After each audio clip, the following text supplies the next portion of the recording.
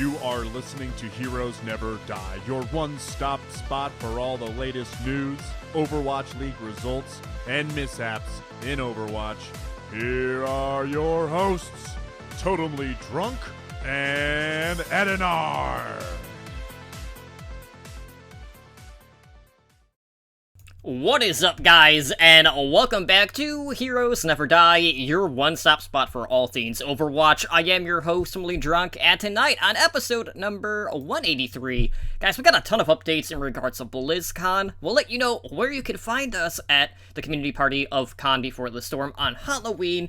And of course, Rosterpocalypse is upon us. It is in full swing as the Overwatch League free agency hits up. We had a plethora of movement since our last episode. I'm pretty sure, like, we were coming up to, like, almost 30 shifts within the past week alone. Not even including any, like, coaching and staff changes. There's a lot to get into tonight, so we'll spend a good amount of time on that front. But before we can get into the news and introduce you to my co-host, let me just quickly thank everyone who is joining us tonight on Twitch for our live show, and of course I have to thank all of our repeat listeners. So joining me tonight, as always, is my co-host Edinar, and Ed, it's safe to say that the landscape of the Overwatch League has seen some pretty drastic changes over the past couple of weeks, especially since our last show. We've got a lot of great things on the horizon in regards to BlizzCon, so hype is at an all-time high. And I am just ready to jump right in to all of the juice that we have from this past week. But what about you? I legit had to mute my phone at work today. Because, like, I'm sitting there trying to do work, and, like, I have VPs walking past me. And, like, my phone's going off, and they're like, stop making moves. Mm-hmm. So, but it's been a fun week. I am excited to talk about this. We're going to talk a little bit about BlizzCon, a little about all that. But, you know, it's been this past week since our last show. It's been hectic, crazy, fun. You know, got, you know, all my wins on to get the Junkrat skin. I've got one account now with the Baptiste skin. Mm-hmm. Still need to get the other account up there. Me and you went in and played Apex. And we actually didn't do too bad. We honestly did better than I was expecting because we are both not that great at BR games. No, we're not. Although after you left, I did win my first 2 matches ever in Apex. Mm-hmm. And then, okay, story time with Ed. Yesterday, I went and got my hair cut. Okay. If you're watching the stream, I got a nice what hair? Yeah, see, I had a little hair. They shaved it, and, you know, I got the goatee trimmed up. Got to look fresh for BlizzCon. And then the person who cuts my hair she's a very close friend. One of my dearest friends in town here. Mm-hmm. And she goes there and she's, you know, washing the beard, all that stuff. She's like, "Do you trust me?" And I'm like, "I do not like where this is going." 3 minutes later, have you ever had your nostrils waxed? Because I legit did. And I'm thinking, and like, I don't think I've ever waxed before. Here I'm thinking, the only picture in my head is Steve Carell screaming, "Oh, Kelly Clarkson." Mm-hmm. And so I'm bracing, like, for the worst pain in the world. And then she yanks it out of my nose, and I'm like, oh, was much to do about nothing. And it was glorious. Like, you can breathe better. Like, it was just amazing. So I highly, highly recommend waxing your nostrils. But stop there, because then you will have something to scream about. Yeah. Let's not go too crazy here. Mm-hmm. But waxing the nostrils. Thumbs up. Stamp of Ed approval. There's your random Ed story. Yeah, I didn't know that we were going to get manscaping tips from Edinar tonight. So, that's a random story. Some might even say it more random than the usual. But, you know, it's been a pretty good week. You know, as you said, you know, we played a little bit of Apex. I did try, like, their Halloween event, which, you know, you had kind of talked me into. So I tried that for a game, which actually was pretty terrifying because, like, the noises from, like, the downed enemies is really loud, and it was really hard for me to gauge where exactly they were coming from. And they're really quick, too, which kind of threw me off as well. But, we're here. We're a week out from traveling to BlizzCon, as you and I both leave on next Wednesday. So we will update you guys on what the podcast schedule is for BlizzCon week here in just a little bit. But, since we are like a week out, we finally got some updates. So we actually know like what's going down at BlizzCon somewhat. We do have the launch of the BlizzCon 2019 mobile app. So within the app, you can watch the live streams that are included with the virtual ticket purchase. You are able to access the BlizzCon map and the stage schedule, which we'll get into. And then, there's also like a calendar of stuff that is happening on site at the event for anyone that is going out to Anaheim for the event. You can even like plan out your schedule, like what panels you want to hit, filter it by like games and things like that. And of course, there is a Blink shopping where, you could hop on the mobile app, pick out what you want, and pick it up at the gear store on site at BlizzCon. But really, the big thing to note for those that aren't going to be there is that when it comes to BlizzCon streams, there is going to be stuff that is going to be streamed for free. So that will include like the BlizzCon pre-show, the opening ceremony, all of the esports stuff will be free to stream, as well as select panels, but they didn't really specify which ones. So, there's going to be a bit of... I think Ro was saying that the first panels after the opening ceremony will be free. So when everyone sees the still to come or yet to be announced, those panels. So I think those will be free. But yeah, I know a lot of us were kind of like, what's going on? Like, we're like a week and a half out and we didn't really have anything. And a lot of people were speculating, like, there's merchandise missing from the gear store. There's a pretty wide open area for, like, potential Overwatch 2 demo. There's a mystery mural that we have no idea what it is. So there's a lot of stuff kind of going on. But I know a lot of people have also been wondering about, like, well, what's going on with the World Cup? Like, we'll get into what teams are attending the World Cup this year on our preview show, which, we'll kind of go into the format changes that we saw this year, for better or worse, but there's actually more teams or more countries competing this year than I was initially expecting, knowing that the vast majority of them did have to pay their way out to Anaheim in order to compete. But in regards to the preliminaries for the World Cup, all of them are going to be taking place on Halloween, which is online only. We should be able to go back and watch the VODs, but it basically runs from like 9:30 in the morning Pacific time all the way until about 10:15 Pacific time. So that is a long block, and you could say the same about the group stage and the eventual playoffs for this year's World Cup. But Ed, I know you haven't been out to BlizzCon yet, but out of the stuff that we know right now, what are you mostly looking forward to this year when it comes to, the Overwatch stuff? Well, I mean, I would be lying if I didn't say any potential Overwatch 2 stuff. Mm-hmm.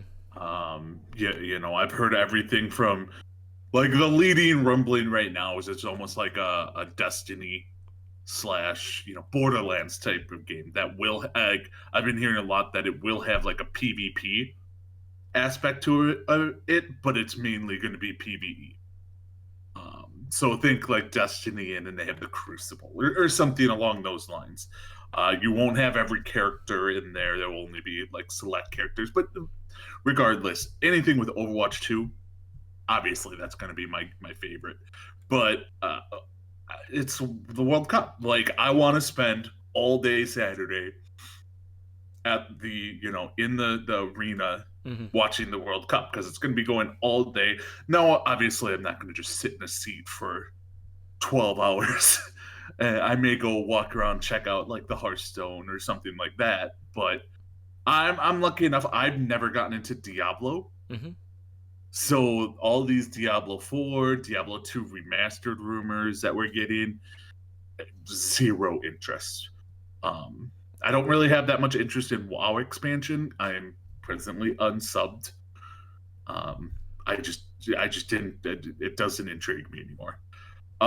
So it's basically between Overwatch and Hearthstone for me, with the World Cup obviously taking precedence over all that. And I'd like to get some of the weird stuff that they have, like go to the arcade maybe, Yeah, and which is play a like brand new thing this year.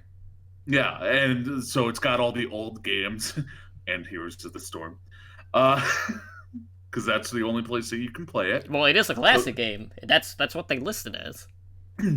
but they're also releasing new stuff. So I might go over there. I want to go check out like the Dark Moon Fair, Mm-hmm. and all that stuff. It's going to be a lot of walking around on Friday, outside of a few panels, because we're not really going to get the Overwatch World Cup on Friday. It's a group stage. It's a group stage, but it's not in the arena. Right. It'll be It's in the legendary stage, which is Hall A, which is also where a lot of the other Overwatch stuff is. Now that being said, obviously we're gonna dive more into the World Cup on Monday when we do our BlizzCon preview show. But just a quick rundown of some of the Overwatch stuff that is happening at BlizzCon. On Friday, it's basically we got the World Cup, which is in the group stage at that point. So that will be on the legendary stage in Hall A, and that will be starting at 12:15 p.m. Pacific time, and that will go through like 8.5 hours. So gonna be running pretty late. And then outside of that, we also have a Blizzard animation panel for the art of setting the scene. So that will be in the North Hall on level 2, starting at 4:15 p.m. So that's kind of going to be going into like story and franchise development when it comes to any Overwatch films, animated shorts, and things like that. And then Saturday, we got a couple of interesting things happening. So first off, we actually have a watch point at BlizzCon, which is going to be completely new. This is going to be kind of weird, but it's running at 10 a.m. in the morning in Hall A. And basically, you're going to have, like, the analysts on hand to make, like, a preview show for the next season, how the drastic changes that we've seen in the offseason are going to change and impact the league. And they also say they're going to have exclusive reveals on Watchpoint. Now, Ed, what are you feeling here? Are we going to hear about more major signings here? Or is this going to be something completely out of the blue, like more 1v1s or a talent takedown or something completely obscure like that fans probably aren't going to get into? I mean, we might get the release of the skin for the San Francisco Shock. Okay. Like, I think we'll get that.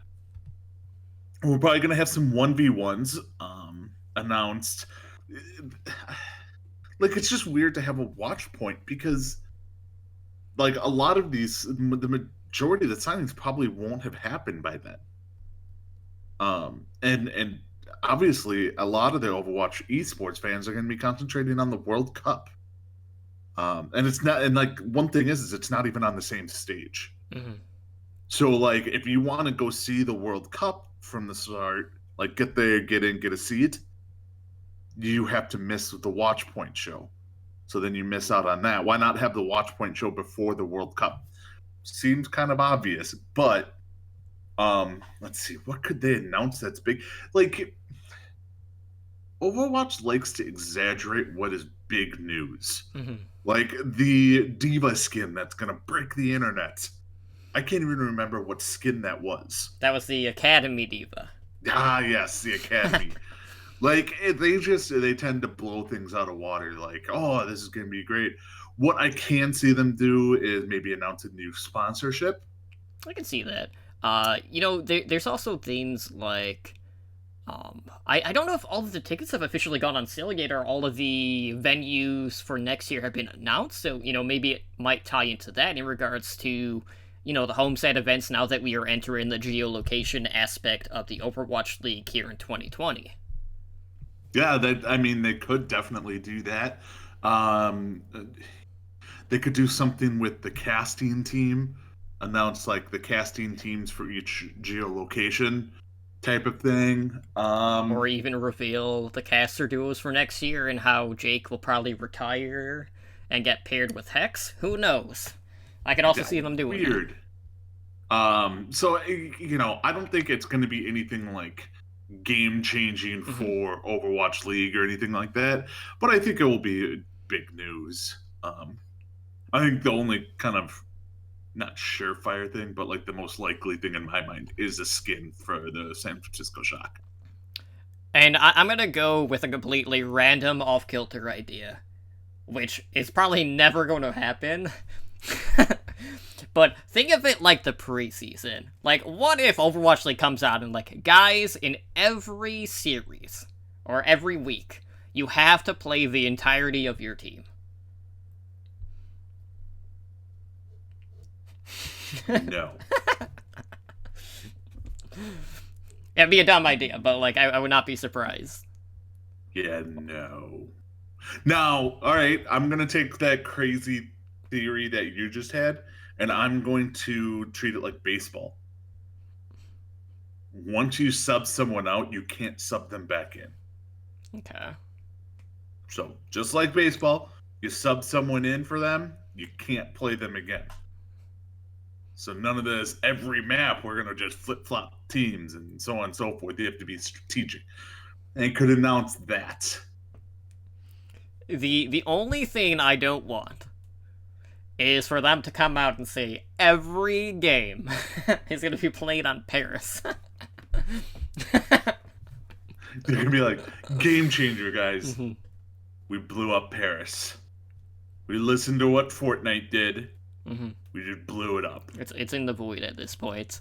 But anyways, so also on Saturday, we do have the World Cup playoffs that will be held in the arena starting at 10:30 a.m. And then if you're only interested in coming in for like the medal matches, those start at 5:30 p.m. with the grand finals, the gold medal match starting at 7:15. Now, we don't have any brackets or anything like that, because obviously we still got to get through the group stage. We'll see whether or not US even has a legitimate shot of making it higher than the quarterfinals. That remains to be seen. But, you know, I laugh every time I, like, read the previews on, like, the Overwatch League site, and then it's, like, talking about, like, you see, like, the finish each year for Team US, and it's 5th or 8th, 5th or 8th, 5th or 8th, and then they're like, yeah, they're hoping to have a drastic improvement. You don't say. I never would have guessed. But I will say, like, just being in the arena is one of the better experiences that you can have at BlizzCon if you are an Overwatch fan, and I am sure we're going to have a big group of people all tuning in on Saturday. But it's going to be a long day, to say the least, regardless of what day you're going to be tuning into the World Cup. So, regardless of if you're going there or if you're watching at home, make sure you save time to eat, take breaks in between. But I will warn you guys, when it comes to, like, when the US team is playing, there is a very good chance that the arena will be at capacity. So please keep that in mind, because... So not Saturday? Oh, wait, no, they're guaranteed to play Saturday, aren't they? Yeah. Okay, so not Saturday after the first quarterfinal. Yeah, well, it depends on, like, where the schedule lands and when US is playing. But, like, if they play earlier, it'll probably clear out after that match, so just keep that in mind. So outside of that, we also have the Artists at Work panel, which will go into the process of creating heroes through art, animation, and effects. That will be held on the Epic stage in the North Hall, Level 2. That is at noon. And then we got the Overwatch update in Hall D at 1:15 p.m. Alright, Ed, so we're not going to go, like, deep diving too much into BlizzCon predictions, but what are you thinking about this? Because obviously you and I, we've seen the schedule, so as a bulk of the people. There are a lot of coming soon presentations. There are 6 total span between the 2 days, not including, like, the Overwatch update. So are you feeling like this one will be what's ever happening in the main game, and maybe one of the coming soons will be another Overwatch reveal? What do you think this one specifically is going to end up being? Well, I think the Overwatch update... God, I don't know. I would almost have to think that, because there's 2 coming soon panels on the Mythic stage on Saturday. One of those will be Diablo. Okay, plain and simple. There won't be one for the new Warcraft expansion, because they'll do that during the World of Warcraft update, the World of Warcraft Q&A. Like, there's a lot of Warcraft panels that they're not going to dedicate another panel just to the new expansion, right, outside of the update and the Q&A. So it very well could be that, or it could be because so on Friday there's 4 coming soons. Mm-hmm. So everyone's assuming it's going to be the Warcraft expansion, Diablo 4, Overwatch 2, and then something else. So that something else could take it, but I do think one of the coming soons will be Overwatch 2. I think the Overwatch update is going to be more questions about the new hero. Obviously, we don't know who it is, but I think it's a given. We're going to get a new hero announced, so they'll be answering questions about that, maybe the new map that they announce, so on and so forth. Just general questions about the game, mm-hmm. And about the new things they are adding to actual Overwatch. So yeah, I think that will be what the Overwatch updated is, like the new hero, the new map. What have they seen in 222? Like that kind of stuff. Okay. And then to round off Saturday, we also have the voice actors panel. So the Voices of Overwatch will be held in Hall D starting at 5:15 p.m. So again, several of the voice actors will be on hand, kind of like sharing insights on their experiences about bringing these characters and their stories to life. These panels are always exceptional. I highly recommend anyone go and check these out, whether it's on a virtual ticket or at the event.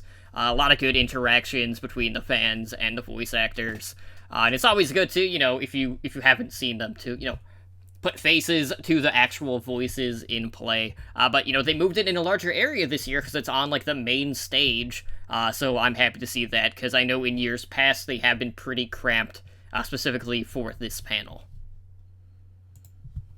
Yeah, it's always one of the more fun ones you hear about.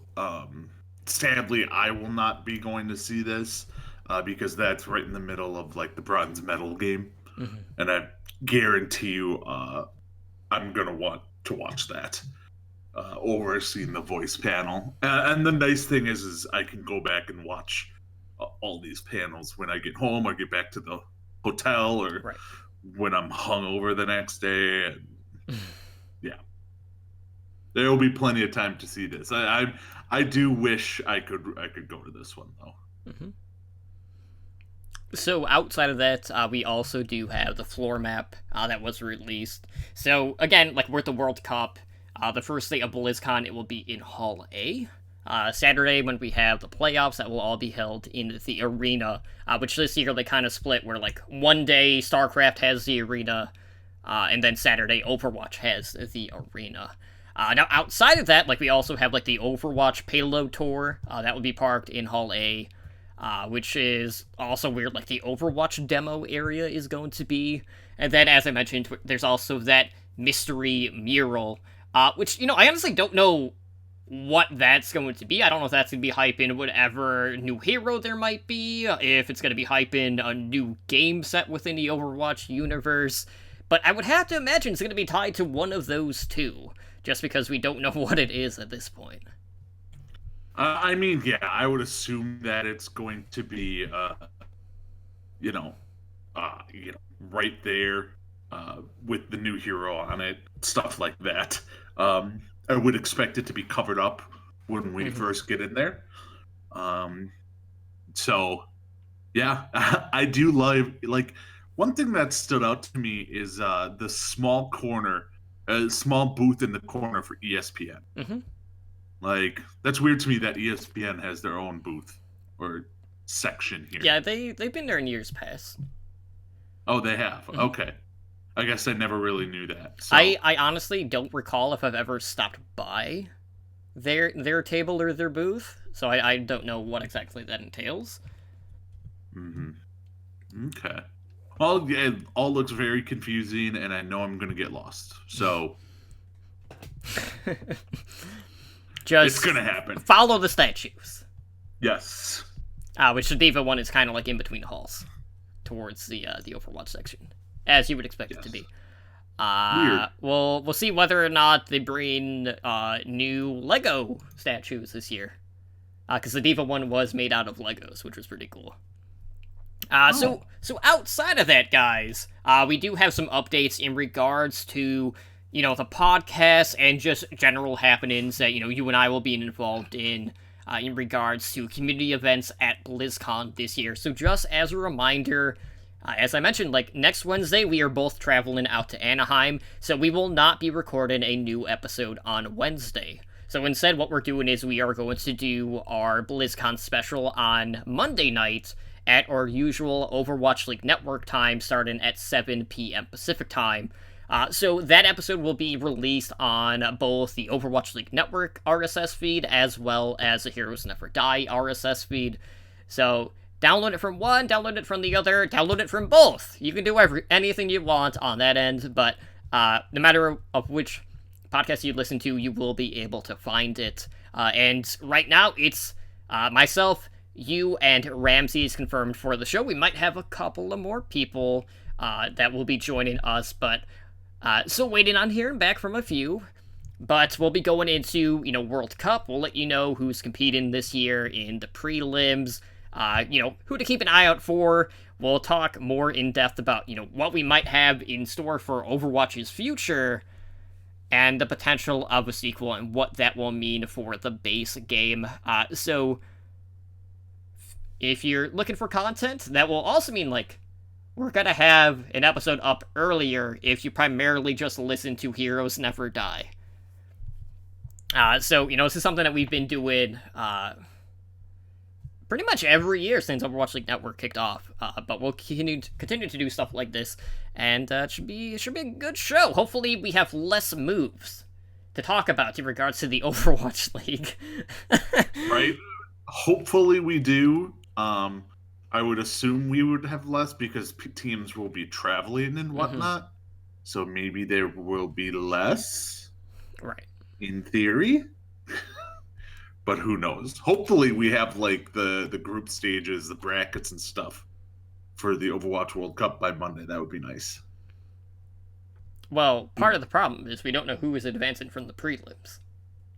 Oh, I mean, even from the prelims. Who's facing who in the prelims. Yeah. That would be nice. So, and we still don't know if Brazil's coming, so I think they're the only country that haven't found out, according to your list. Yeah, that is completely up to date as of today.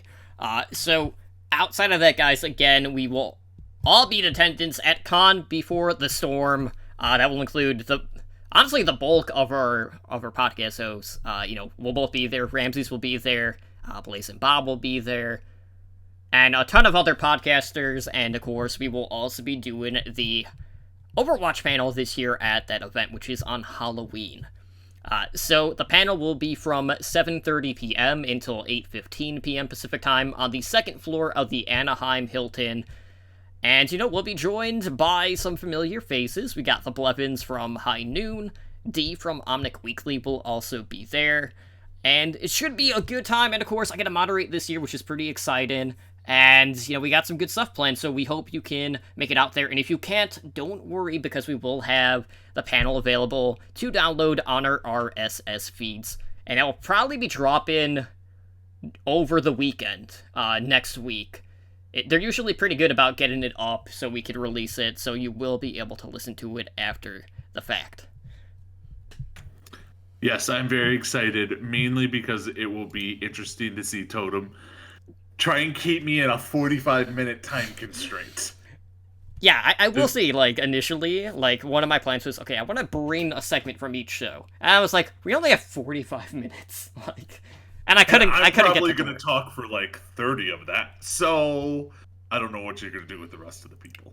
Well, luckily, do we have a leeway on time here? Is it plus or minus? No, there's no plus or minus that you can't go over. But what you can do, if I mute Ed during the panel, is you can come talk to us after the fact at Con Before the Storm, because you and I are both part of the meet and greet, which, we'll be at a table starting at 10 p.m. Pacific time, and we'll be there for an hour. So, we'll have a few things to kind of hand out. We'll engage with the attendees that are there, so feel free to drop by your table, talk Overwatch with us. As I mentioned in my tweet, let Edinar know how wrong he is about anything and everything. No. I am right about everything all the time. That is a proven fact. Fact. Is that I'm so? sticking with it. I'm just sticking with it, so. All right. Well, we'll see if that holds after BlizzCon with your predictions. But definitely come check us out there, and it should be a good time. It'll be my second time doing the meet and greet, and we hope to see you out there. And if you can't, you'll see us live every Wednesday, except for next week. So there is that as well. But Ed, that's basically it for like the BlizzCon stuff. We got that out of the way, and we got a lot to go over in regards to the Rosterpocalypse. So for starters, let's kind of talk about the coaching and staff changes, and then we'll kind of go over some of the stuff that leaked from Sideshow, which is still hilarious to me. A lot of people doubted the validity of that. Turns out a lot of what was said during said video has actually already happened. Still a couple of things that haven't. And then we'll talk about all of the releases, the trades, the sign-ins, the contract extensions, all of that good stuff. But first off, let's talk about all of the coach changes. So first off, we have the Dallas Fuel who have released their assistant coach, Damon, and they have confirmed that Arrow will in fact be returning as the team's head coach in 2020. Now, Ed, Dallas is one of the teams, one of the few teams actually, that haven't really made any changes as of yet. They do have a lot of people still under contract, for better or worse on that end. But, they keep teasing that things are in the works and things are going to be happening.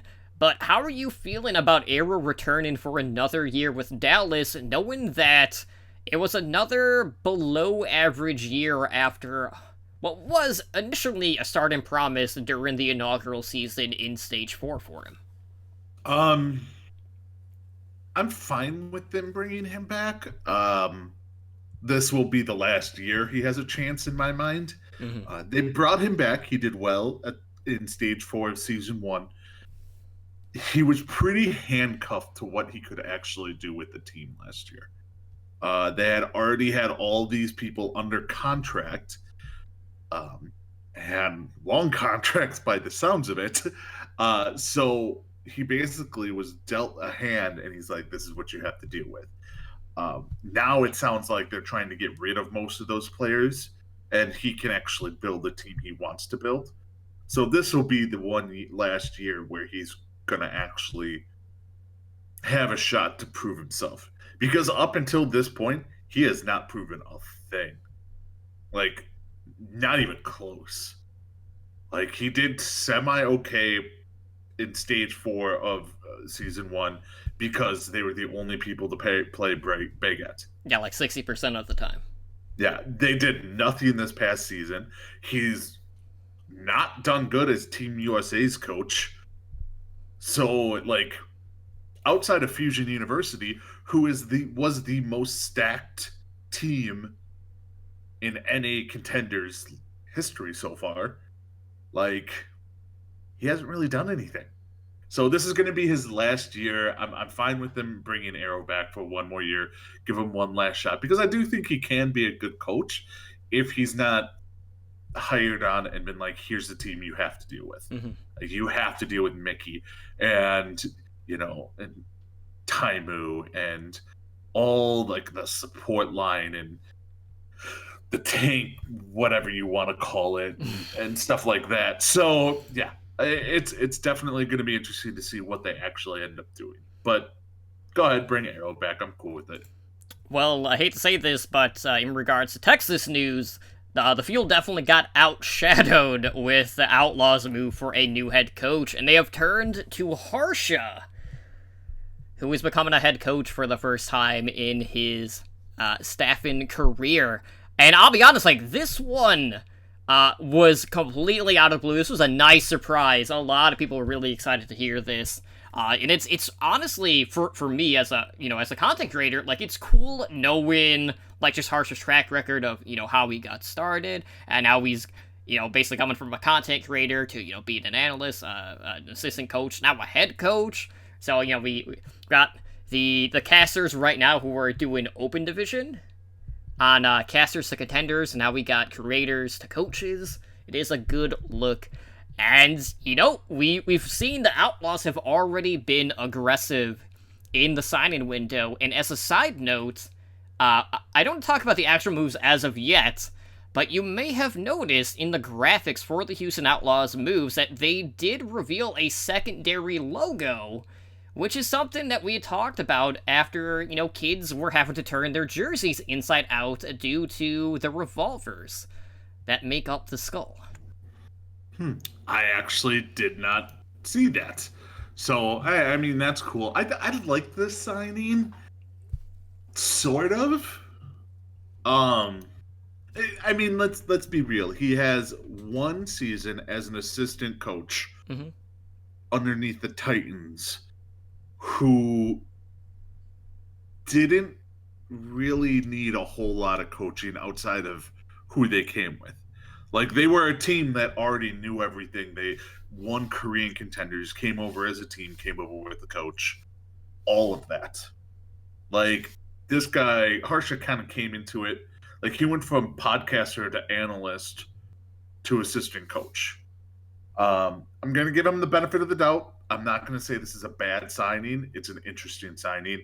Helps that he's a local boy from the Houston area. Houston needed a new coach. I think they needed a more veteran presence from a coaching perspective than rather than like a flashy first-time coach, because they need to right the ship down there in Houston. So it's a good signing. Not the direction I probably would have gone in. I would have gone for a more seasoned coach, but I can see where Houston, it's Texas. They make stupid choices when it comes to hiring coaches in that whole state for every sport. So, the state that gives us Jerry Jones, I'm not surprised about anything that happens in that state. Yeah, well, either way, this isn't the only move that we have seen pulled from, like, the Titans or one of the elite teams, as we also have one of the former shot coaches joining a new team in the Paris Eternal, that being 9K. Now, there's some other rumblings about Paris Eternal, which we'll get into later. And, I know initially, I can't remember if they announced him as a head coach or an assistant coach, but, this is someone that has been under the crusty coaching tree. And, I like this move. And, it kind of makes me think, like, is Krusty just going to stay put in the Shock? Is there a chance that maybe he'll look for a new challenge? What about, Junkbuck, who is also under Krusty? You have a lot of pieces there that were highly sought after by some of these other teams. And, I was expecting more of that coaching staff to kind of get blown up, but, this is a huge opportunity for 9K. And Paris, as, we found out today, are going through some changes of their own, and could be going in a pretty interesting direction should they go after some Korean talent at this point, with 9K kind of driving the ship. Yeah, this is very weird to me. Like, if there was one team I didn't think was going to go Korean, it would have been Paris, because they went out of their way to make sure they only brought in people from Europe. Obviously, that did not work for them. But that's just because of the talent they got was inferior to the talent that's available in Europe. That, and they kept getting bested by NA. Suck it, EU. So this was interesting. Like, they pull from the Shock, the crusty tree, to get their new head coach. Fine, I'm cool with that. Some of the other rumblings on who they're signing, who they got rid of, which we'll go into, but they basically gutted a large portion of their lineup, but not to the point where I think they're going full Korean, because they didn't get rid of any support players. Right. So it's like, okay, well, are they just going to stick with support? from EU. Like, so I don't know what their plan is, but I mean, sometimes you just got to go with, hey, this is the best available, and it's hard to say, hey, we're pulling an assistant coach from the team that just won. This is probably not the worst idea. Mm-hmm. So outside of that, we also have the Hangzhou Spark releasing their assistant coach Supreme. Now Spark is another one of the teams that have been awfully quiet during the off season, so it's kind of hard to really weigh in on this one in particular. But there's some decent options still if they want to pull from contenders China. But kind of hard to really speculate on that team just because we haven't seen any other movement from them. But in regards to big coaching changes, there was a lot going on with London and New York. So basically what set everything in motion was that Pavane left the head coach position with the New York Excelsior. Now Ed, we've seen New York, yes, you can make the jokes about them not performing in playoffs, but at the end of the day, New York is still one of the better run organizations within the Overwatch League, and that's especially true at the local level. They're doing a lot of stuff in their market, getting their fans engaged. Obviously, they got the 5 Deadly Venom crew that are doing a lot of stuff. There's a lot of work in that branding, which is honestly a lot better and a lot more movement than we have seen than some of the other Overwatch League teams out there. But you basically, we have a very lucrative position available with the New York Excelsior, who, made a couple other changes, but you basically have a head coach who did not re-up his contract, and then he's going to another Korean team, potentially. Can't really say that with all of the moves that they made, but you have a Gabe going from a head coach position in New York to being an assistant coach on the London Spitfire.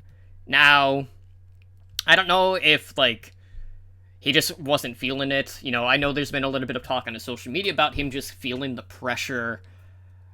But how much of an adjustment do you think that is going from, being the guy making decisions to just being another cook in the kitchen? I mean, was he the guy making the decisions?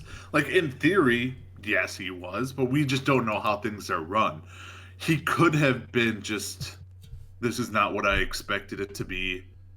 I'm going to move on to another organization. Yeah, it is weird to see a head coach move themselves down to an assistant coach. I will say that. But there's probably some behind the scene things going on. Yes, the pressure probably got to him. Maybe they were going to let him go. And instead of letting him go, it was just announced that he was signing with the Spitfire to save face for both of them type of situation. Maybe there's the other thing is we don't know what the hell is going on with the Spitfire. This is a team where I'm just I don't know what they're doing. This is a team that signed 2 years ago, signed the number 1 and number 3 full Korean rosters, and brought them both in to be the London Spitfire. Now they're down to 3 people. They just got rid of 2 of their brightest stars, their best players, and cut everyone else. I have zero predictions on where the hell the Spitfire are going. One thing I will say for certain, they got some good coaching staffs. Mm-hmm. They have, so they got Agape, who got promoted to head coach. You got Pavan, who was New York's head coach. And then you have the young up-and-comer in S&T, a protege type of coach. Well, that would be Awesome Guy. Yes, formerly awesome from Florida Mayhem. Yeah. So, you have the experienced head coach, the new head coach who probably just knows a little bit more, and the protege coach all coming to the Spitfire.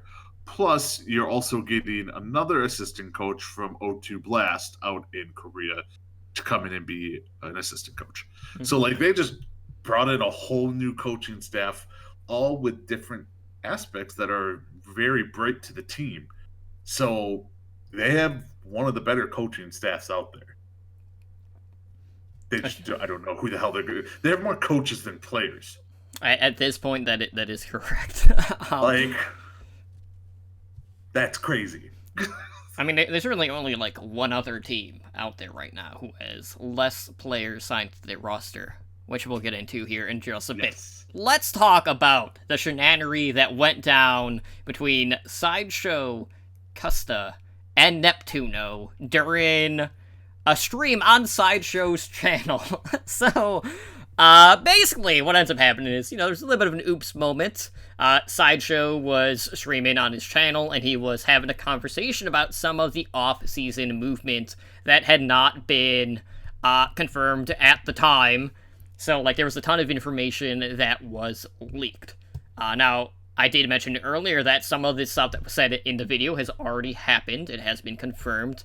But I want to talk about the stuff that has not been finalized as of yet, that was mentioned in this video, which is a little over 2 minutes. And then, when we go through the movement, we'll kind of circle back in regards to what has actually been processed by the league offices. So, for starters, a few things with the Dallas Field. They were interested in trying to get Custa in a trade, and they would be giving up Closer, but Closer was too expensive for the Valiant. And, the rumors with the Valiant right now are they basically spent all of their money on their COD league spot, and they are going low budget in 2020, not paying players over $50,000 to $60,000. So, that's going to be a team that is going to run with the minimum to try to save face, but there's a lot of integral pieces that were on the Valiant 7s that are no longer on that team, one of whom has actually gone to their rivals in the LA Gladiators. More on that later. But speaking of Dallas, they have also, this was also leaked, they are signing Gamzu from the Shanghai Dragons, and the number that was thrown out was $240,000 for the contract. Now, of course, with Gamzu, you also get Gamzu's dog, which is the real, the real star of the duo. And, I can only imagine how much fanfare there's going to be anytime Mickey embraces the dog. Mm-hmm. Oh, I need that in my life. Yeah, first off, everyone thought this was a debate. I mean, how do you not think it's a debate until it was actually confirmed to be kind of real? Now with the Valiant going budget, Custa did say that they won't sign anyone for over $60,000. That doesn't mean people on their current roster don't make that much. Custa makes more than $60,000. Has to. I would imagine, being that he is outside of space on the Valiant, he was really the presence on the vast majority of their social media. Not to mention, the stuff that he does, with the Custa News Network, things like that. He's basically the poster boy. Yeah. Also, let's not forget who originally signed him and is really stupid with contracts in the Dallas Fuel. Mm-hmm. So let's not forget he was originally on the Fuel, got traded to the Valiant. Yeah, and then their players also weren't happy about that trade too at the time. No, they were not. People love Custa, and I see why. Kareev, not surprised. But the Closure thing, I can't imagine that they turned down the Closure trade because Closure makes too much money. He's not that good. Now, he may be good. He's just on a crap team. That is highly probable.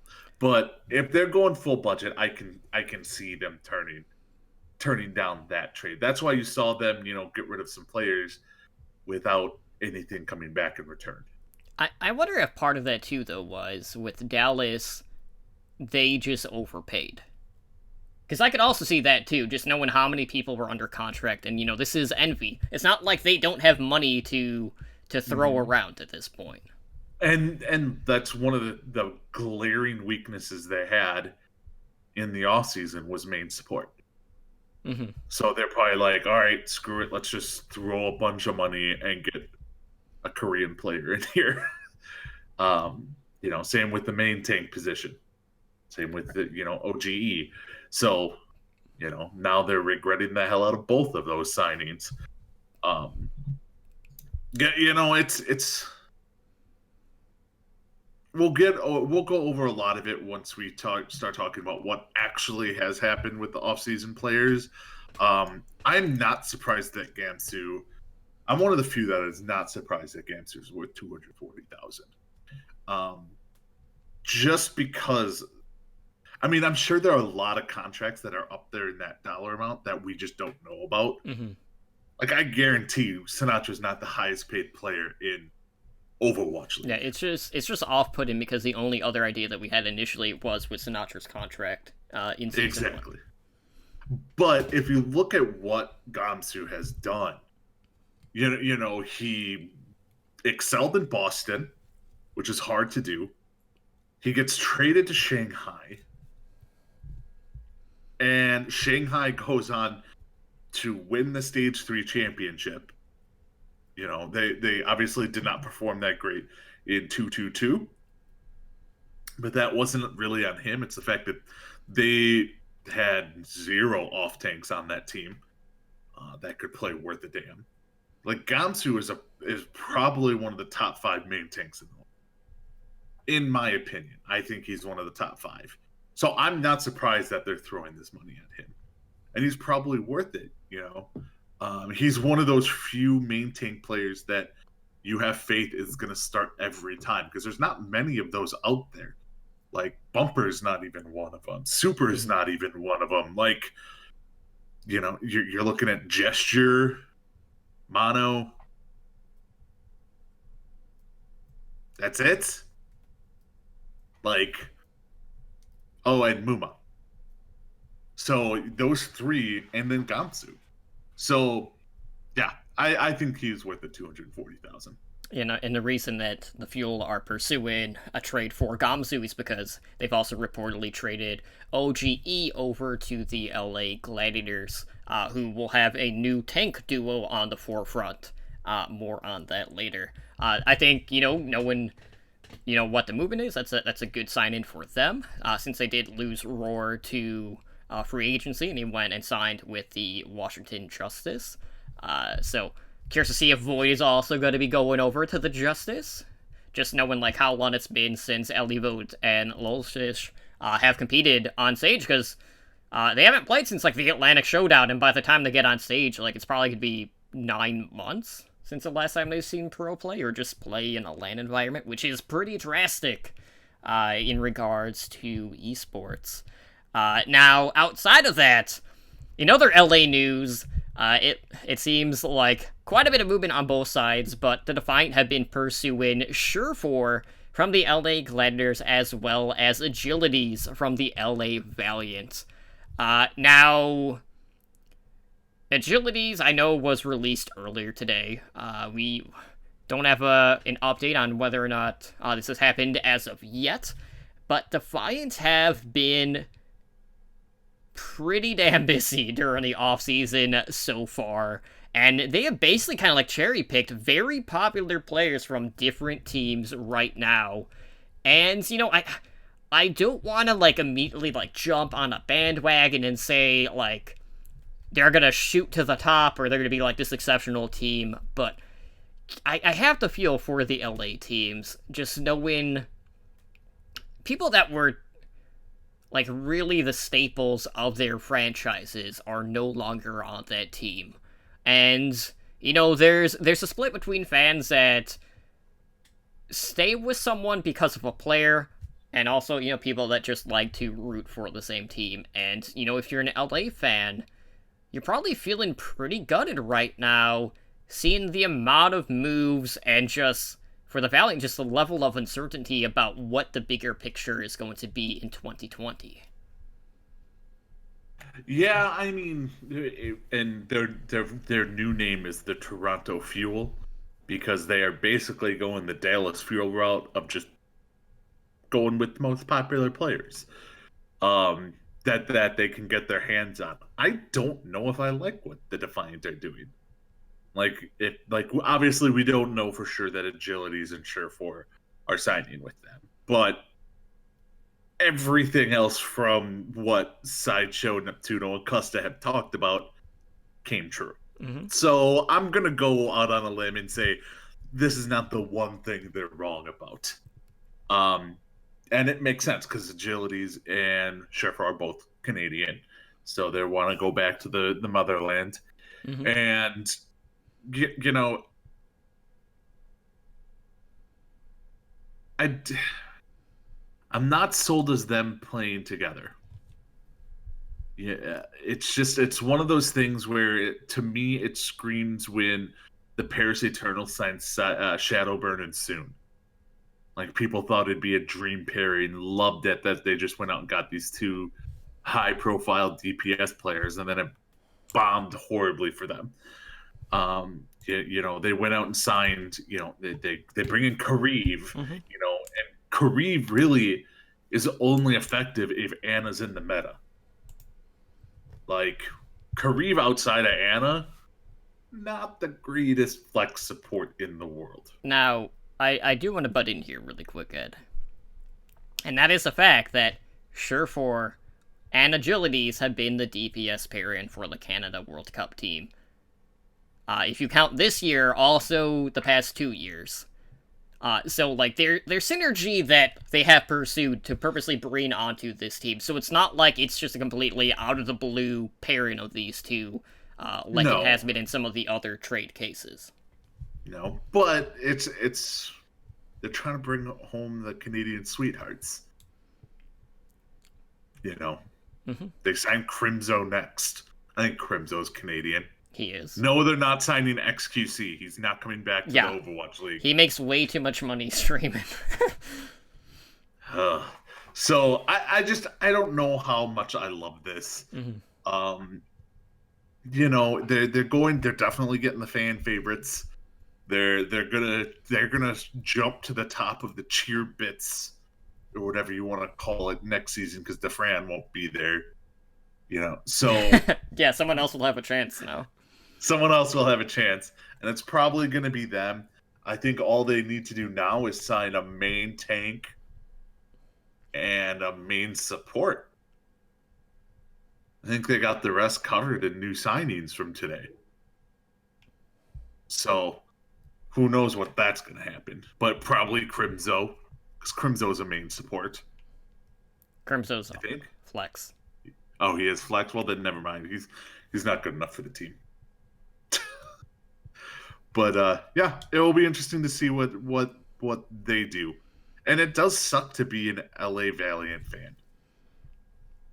Just gut-wrenching to be an LA Valiant fan. Just to kind of like throw it back to a prior conversation we've had on this podcast. Remember in Season 2 when they release all of these Overwatch League emotes on Twitch? And then the Valiant, right? They had wings out. And then they separated it, and then on the left side you had win 0. That is the direction that they're going full budget. Because they're going with, who do they even have? So they got Custa, KSF, and they have one more DPS player. I can't remember. Yeah, they have one more DPS player. Well, either way, not looking too bright right now. But, Shax. I could have sworn he was released, wasn't he? No, Fact Fiction and McGravy were. I don't think Shax was. So I think they have Shax, KSF, and Custa. That's it. I do not have the 2020 roster thing up as of yet. At least with like the team option, so I don't know what the case is on that point. But they did let go of McGravy this past week. We covered that last episode. Because that was, I think, last Tuesday or Wednesday. But anyways, so that's all the stuff that was leaked that hasn't happened yet. Obviously, some of that stuff has come true at this point, so let's talk about the player movement. Now, I will link a spreadsheet in Twitch chat And, you know, the best way to do this is to just go team by team. But in a spreadsheet, I did sort it out based on when exactly things happened. And, you know, we'll start with Boston, who has basically shipped everyone from Boston at this point. Just about. So starting from the top, they have released Persia, Stellar, RCK, Alamon, AimGod, Kelix, and then they also traded over Blase to the Houston Outlaws. And I know what you're thinking, you're saying, Totem, why would you go through all of that? You could have just read who was still on contract on this team. That would have been faster. You are absolutely correct, because they hardly have anyone left outside of Fusions, Axiom, and Color Hex. They have 3 players remaining so far, and man, like, they are cleaning house. Now, that being said, it is Boston. You know, they usually go out and they, you know, they find new players, usually from, like, lesser represented regions out there. But out of this list, Ed, like, didn't really get to see a ton of Stellar. AimGod had a lot of stuff kind of like going on behind the scenes, same with Kelix, but Kelix was like one of their mainstays for a while. They had the RCK experiment after they traded away Note. That didn't really work out once we got to 2-2-2, so that was kind of a bust. And then, you know, they trade away, honestly, a fairly good DPS in Blase to the Outlaws. But, you know, the whole Boston mantra has always been to try to sell off people, and they didn't do it in this case outside of Blase, but I can't imagine there was a ton of money thrown in that direction. But what are you feeling are the odds that some of these releases get picked up in regards to the free agency? I mean, I think some of the uprising players will get picked up. I think Kelix will, AimGod, RCK will get picked up. Stellar, probably not. Same with Persia. Alamo has a shot to make it onto a team, but more likely he'll make it onto a contenders team. He was taking a break from what he was saying on social media. We don't know how long it's going to be, so, like, might be a while. And, you know, with everything happening with low-key esports disbanding, which was made up of the 2 top Brazilian teams, formerly, you know, Brazil Gaming House. Kind of a lot of uncertainty right now in South America, so I don't know if that's going to be the option. Yeah. I mean, I still see a large portion of these players making it onto teams as backups. Outside maybe AimGod. I think AimGod could probably help out a team as a flex support. But there is a giant influx of flex supports out there on the market. So maybe he doesn't. RCK is an interesting one. I think he's there.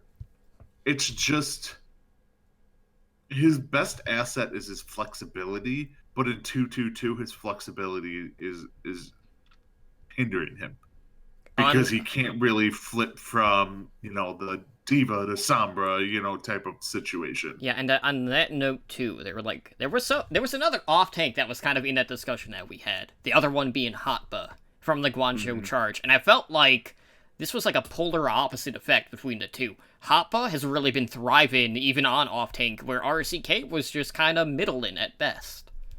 Yeah. So I mean, RCK could sign with the team as a backup, probably. But he might be relegated to contenders as well. Kelix, I think Kelix will get signed by a team. You can never, no one's ever going to turn down a good Mercy player. Like, just not going to happen. So, I think Kelix and AimGod will get signed for sure. Persia was just trash.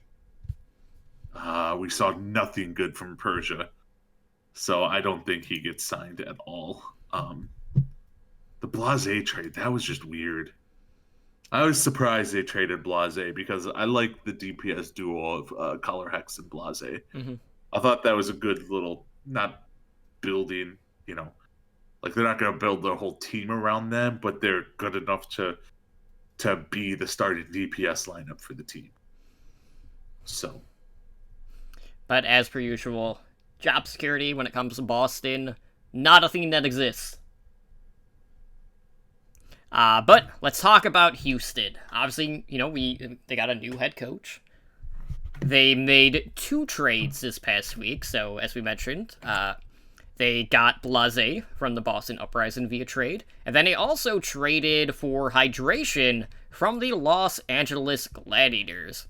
Now, the only other move that we've seen from the Outlaws was them re-signing Boink for the 2020 season. Boink being one of their main supports.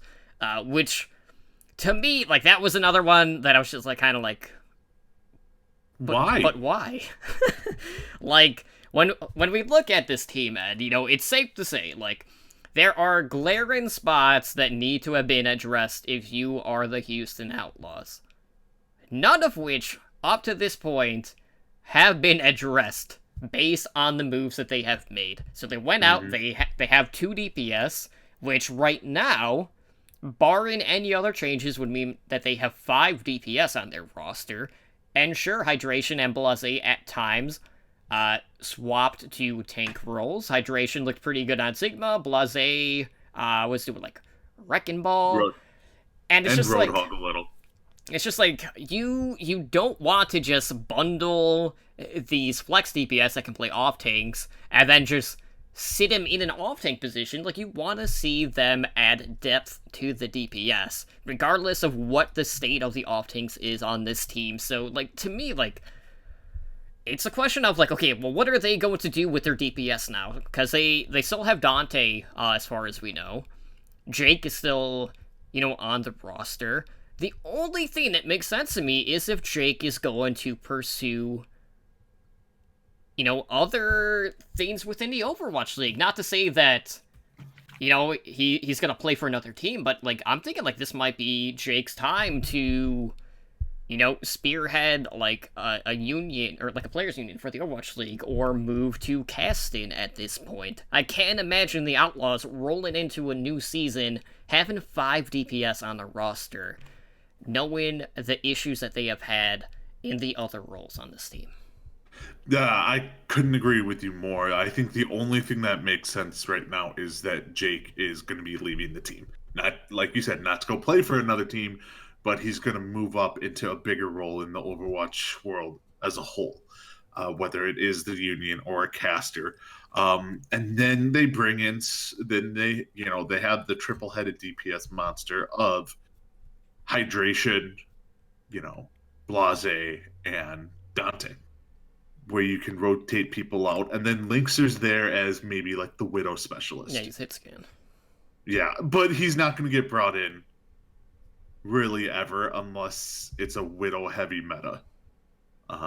That's where he's probably the best at. Hopefully. Yeah, or Tracer would be the other option. Or Tracer, but you have Dante for Tracer. He was better. He was brought in because they didn't have a Tracer. So, I don't know. I think they're going to stick with them, but this is all fine and dandy if they make the changes on the actual holes the team has. Mm-hmm. Like, yes, DPS was an issue, but out of, tank support DPS, it was our third in line problem. They still do not have an off tank that is worth a damn. Cool Matt and Spree basically just get rid of them. Just do it. They need new support players. Raucus can be good situationally, but I don't think he's that great of a flex support. You need a new main support.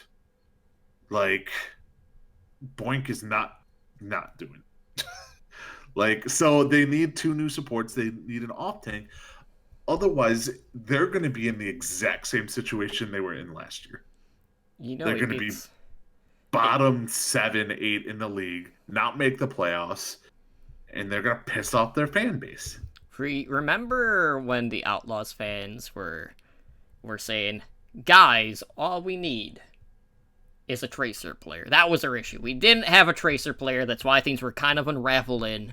And then, you also rewind the clock even further, and they're like, we're really good right now, because, we can just play Widow Junkrat, And then as soon as the meta dictated elsewhere, things kind of unraveled at that point. It's funny, just kind of circling back and just realizing, oh wait, that wasn't the primary issue on this team. But I will say, like, hydration to me, I don't know how I feel about this sign-in in particular. Because, hydration has been a fairly average player when you look at his stats. His personality itself, just based off of interviews we've seen, his stream, he's pretty dry. Like, that's not someone that I would, like, bring in to kind of be, like, a spokesperson or anything like that. And, for me, his play just isn't at that level. So, like, when I compare him to Blase, like, I like the Blase trait a lot more in this case. But I want to see what they do in the other roles.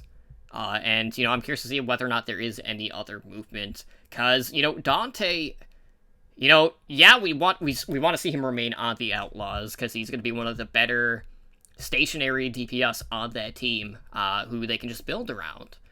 But in regards to their players right now, outside of Muma, Dante's the one that has the biggest potential to sell off or be used as trade bait. And I'm pretty sure Dante is actually under team option. So, I mean, they could easily just pick up that option, but he's not fully under contract yet, as far as we know. It hasn't been announced that he's been re-signed. Mm-hmm. So, yeah, maybe they're going to use Dante as trade bait. I don't think they'll use Cool Matt as trade bait.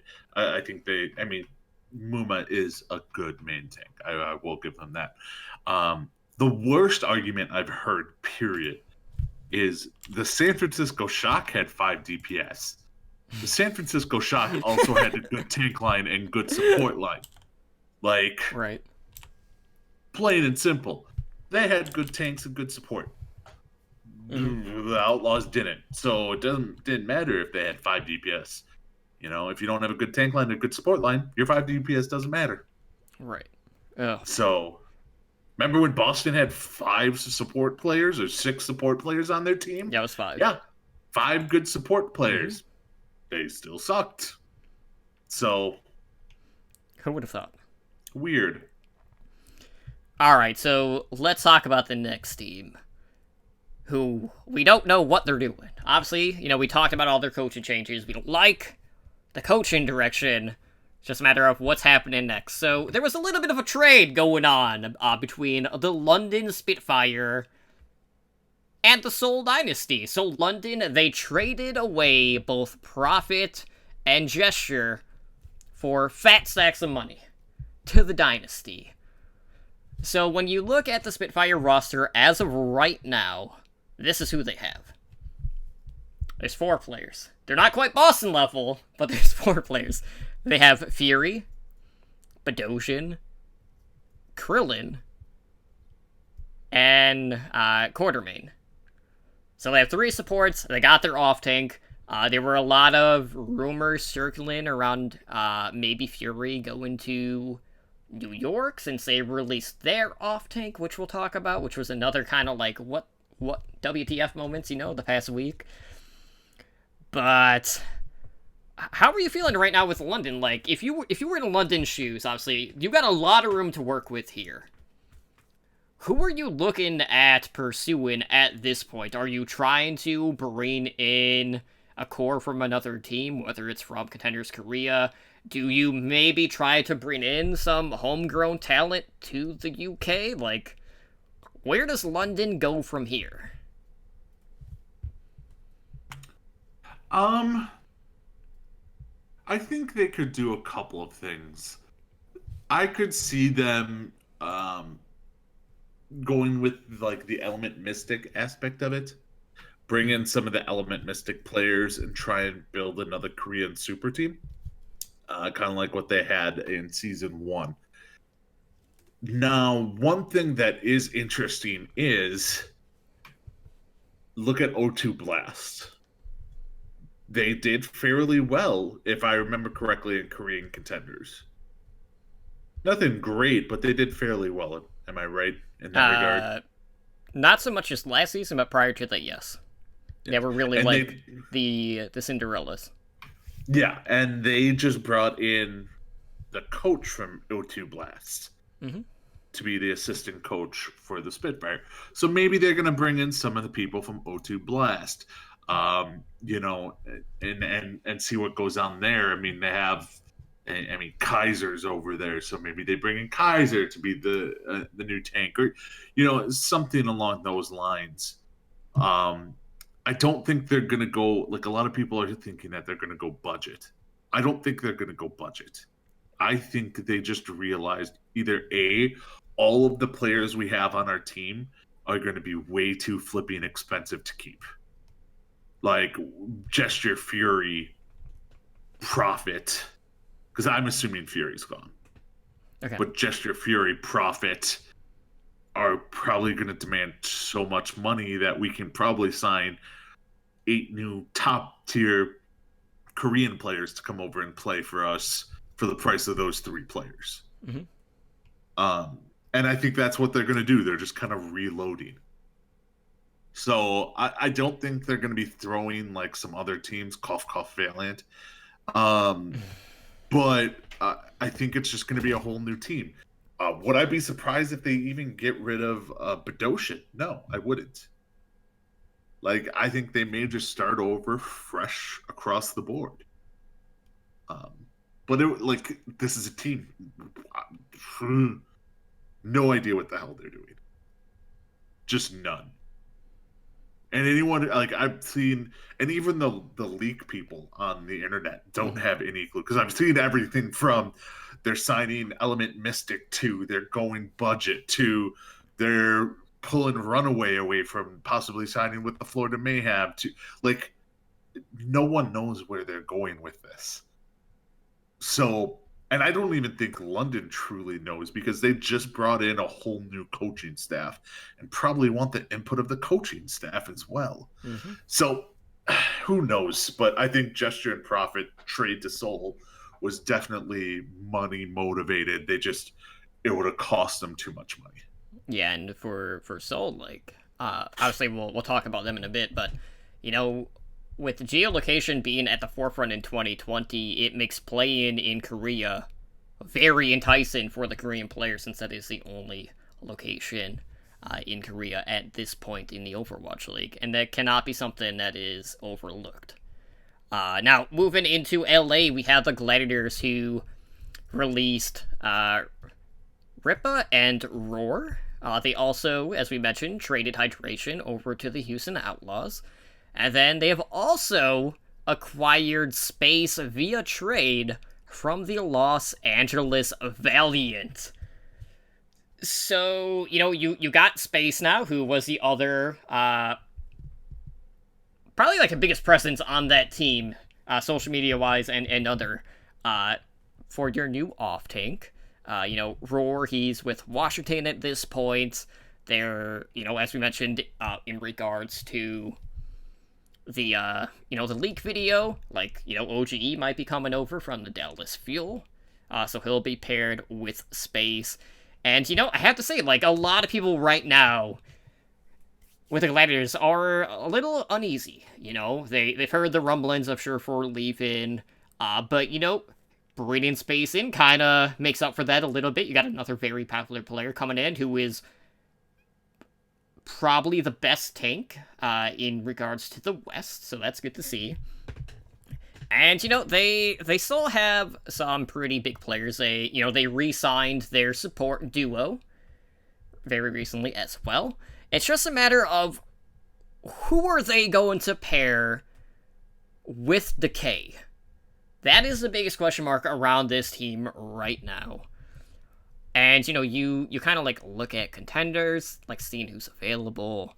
Obviously, the biggest get right now would still probably be Sparkle from Element Mystic, but, you know, he's kind of being, like, handcuffed to Rush in regards to, like, a head coach position. So, you know, you're not going to get one without the other, and it doesn't look like they'll go that direction, since Gladiators have already made promotions within, you know, their organization to fill that head coach position. Since, you know, DPay is back at the forefront, also the GM. But man, like, Space coming in is a very big deal to me, and it still shows me that Gladiators are going to mean business in 2020. Where on the other end, you have the Valiant, who are kind of just abandoning ship at this point after throwing all those stacks for Call of Duty. Yeah. I mean, what the Gladiators did was kind of crazy. I think that was probably the biggest, like, oh crap thing from the leaks that we had, was that Space was going to the Gladiators, because that's just not something anyone seemed fathomable. Along with OGE is reportedly going to be signing as getting traded as the main tank to the Gladiators. So if that actually goes through, you got a tank line of OGE in Space, which I'm fine with. You already have a support line that is probably one of the best support lines in the game. Like, they're just so steadfast. Yeah, they would definitely be in the upper quarter of the league. Yeah, and then you have Decay. It's that other one. Now, I've been thinking about this because, like, my first thought was Sparkle. But then the whole Rush thing and the rumors that Sparkle's going to go to to Paris. Like, all right, whatever. I can see them going out and getting someone from another team. I could go out and see them getting EQO. I could see them going out, maybe trading for someone from the Vancouver Titans. Because, I mean, they have Su, they have Haxel, they have Stitch. They could trade for someone like that. I don't think they're going to break the bank and try and get someone. But, and there's other people that are out there that are options as well. Maybe they can go out and they can get Nero away from the Charge. Because maybe Nero doesn't want to be out in China for all of this when he wants to come home for geolocations. Like, that's another option as well. That would probably be my favorite option of theirs, is pair up Decay and Nero. I would really enjoy that. So I think they're going to do something flashy, but nothing too, like, go crazy on a bid for Sparkle or trade for Haxel or something like that.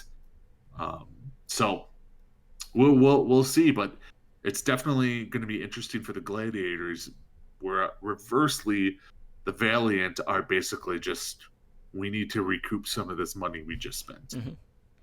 Yeah, and over the last week, we did see the Valiant trade away Space, as we just mentioned, to the Gladiators. They also traded Kariv over to the Toronto Defiant.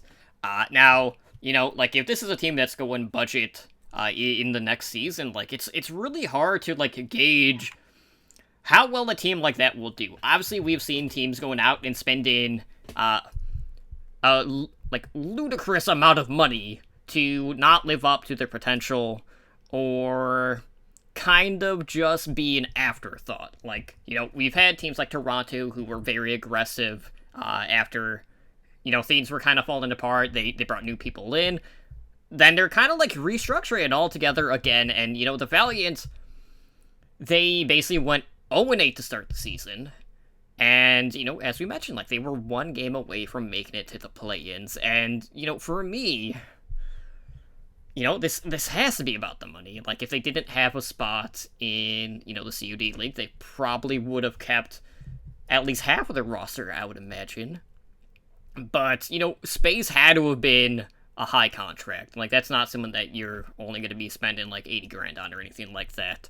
And hopefully, selling Space over to the Gladiators, trading him away, will make up for 2, potentially 3 contracts if they are going low budget. So, while it sucks that they're losing a piece of their identity from Space, they can at least bring in people to field a roster. It's just a matter of how is this roster going to look.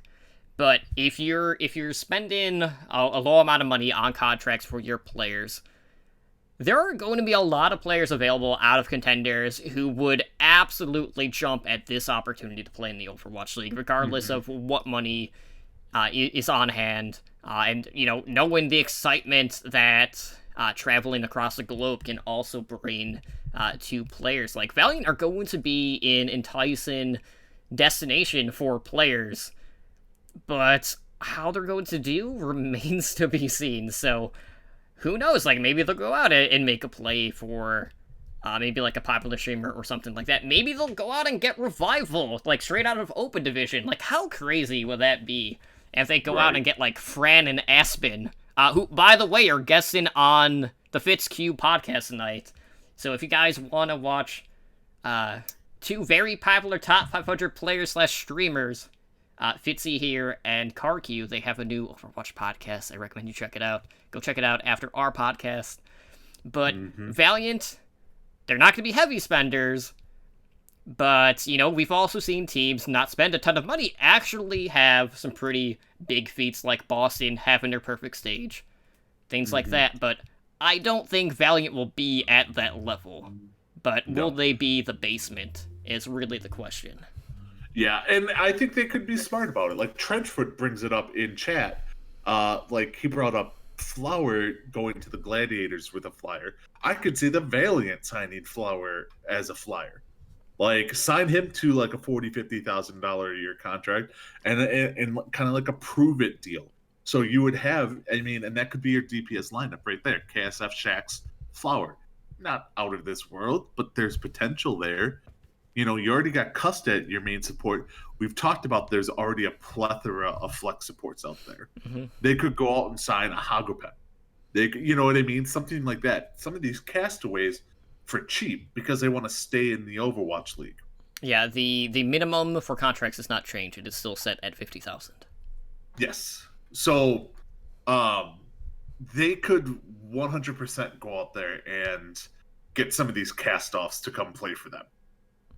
Who just aren't getting signed by other teams who still have talent. So I don't think they're going to be bottom of the barrel. I think they're going to be in the bottom half. But I don't think they're going to be, like the Florida Mayhem were last year, or the Justice were. You know what I mean? They're not going to be like, okay, we're going to win one out of the next 25 maps type of situations. They're not going to be that bad. Right. I'm quickly pulling up the contract statuses on my phone really quick. Shax is a team option. Oh, he is a team option. So, but he wasn't announced as released like they did with Fact Fiction and McGrady. So that tells me they plan on keeping him at this point. Which is fine because I think Shax and KSF was their DPS duo for the majority of the end of the season. Yeah, and KSF, honestly, I dogged on him a lot in the inaugural season. Season 2 for him was a drastic improvement across the board, so he's definitely worth keeping. And, we'll get to see what he does in the World Cup this year, so hopefully he makes the most of that opportunity. Yeah, so, they basically kept their DPS lineup in order. Agilities and Shax kind of flipped in and out for each other, but Shax was still one of their starters. They just need to replace 3 starters on their team. On the cheap. Which seems easy enough. Which, honestly, to me, would probably be what I would value Space's contract at. Yeah, and you can go out there and you can get some good tank players and good support players for that amount of money. Absolutely. So. Now, moving on to the New York Excelsior, they did release Meko. Widely considered to be one of the better off-tanks in the Overwatch League. And, this one, out of the releases, was probably the biggest surprise. I do think this was primarily revolving around the amount of money he was asking for. And being the most consistent player on that lineup over the course of the 2 seasons, it's kind of unfortunate. I'm sure New York would have loved to have him stay. But, there's a lot of rumors. Maybe they'll try to go out and trade for Fury from the London Spitfire now that team kind of got blown up. And that would be... I don't know if I would consider that an even trade, but that would be the closest thing to an even trade that would be available in the market right now if you were New York. Now, that being said, there's also the fact that, they're looking for a head coach. We know Runner is going to BlizzCon. He's finally out of, the Korean military. He's going to be meeting with Overwatch League teams. Who knows? Maybe Runner will end up going to New York to, be on another Korean team. And then, maybe there's potential. Maybe Runaway comes in as XL2, next year for NA contenders. There are, so many things that I could see happening. But if I'm New York right now, I would be trying my damnedest to get Fury out of London. And I would be looking to bring in some additional firepower, who has proven so far to be better, at least at the contenders level. Get rid of... Well, they already got rid of Flower. I think the perfect replacement would be Water in their flex DPS slot. I'd love to see that happen. But, losing Meko is a big blow, but there are some pretty good options for flex tank available to them, even if they just stick with the Korean front. Yeah. Now, it does need to be said that they did not release Meko. He was a free agent. So it could also be Meko just didn't want to re-sign with New York. Mm-hmm. And so the most widespread rumor is Fury's going to New York, Meko's going to Seoul. That is the most frequent rumor I'm hearing. So New York didn't just be like, all right, we're cutting you, Meko. You're a free agent now. Get the hell out of here. He was a free agent, and they just couldn't come to terms. Probably over money. Probably because Meko wanted to sign elsewhere. Wouldn't surprise me if he could get to Seoul to play for Seoul. He would go play for Seoul. I know. I think if that's the case too. What a dynamic tank core on that team. Right? Because I guarantee you they didn't, this is the one thing that Seoul did that was brilliant, that everyone was kind of about, is a lot of the people that they have on their team right now in Seoul were cheap. They did Michelle, nobody really knew about. Highly illicit, weren't big names. So they're not paying them up the wazoo. So they could definitely afford to sign a Meko and something like that. But I do like the Water going to New York from Gladiators Legion. You get that flex player to replace Flower. I don't know what their New York is going to do if they don't go out and get Fury. Mm-hmm. The only other thing that comes to mind, and I know you've talked about this, is Nene flipping back over to Flex Tank. There also is the option to promote Bianca from XL2 Academy. Yeah. And Trenchfoot in chat brings up Pine. Isn't Pine... The rumor is Pine's training to be a support player? Yes, that is one of the rumors we've also been hearing about. Because they don't actually, New York does not have a backup support player. But, that's the thing, too. It's if Pine goes to support, is he going to be your Baptiste specialist? What do you do with Pine in that case? This is me. That would be the thing that would make the most sense if you were going to try to utilize Pine. If he's going to be, playing Anna and Baptiste. Primarily. Yeah, you get him on Anna Baptiste that way. But then, yeah. That would probably make the most sense, and it'd clear up a lot of the DPS issues they have. So then they could just stick with, Libero, SBB, maybe Water, and then Nene if he doesn't go to off-tank. Void is another option, Trenchford saying. I could go there. Don't see that. I am very confident Void will end up going to the Justice now that Roar went there, and that will continue the Gladiator synergy since they've been kind of pulling from their office. I'm gonna go a flyer here, and say, because there's been a lot of rumors about the Florida Mayhem signing a lot of Runaway. New York signs Gargoyle to be their off tank. could be an option for them. I'm just saying.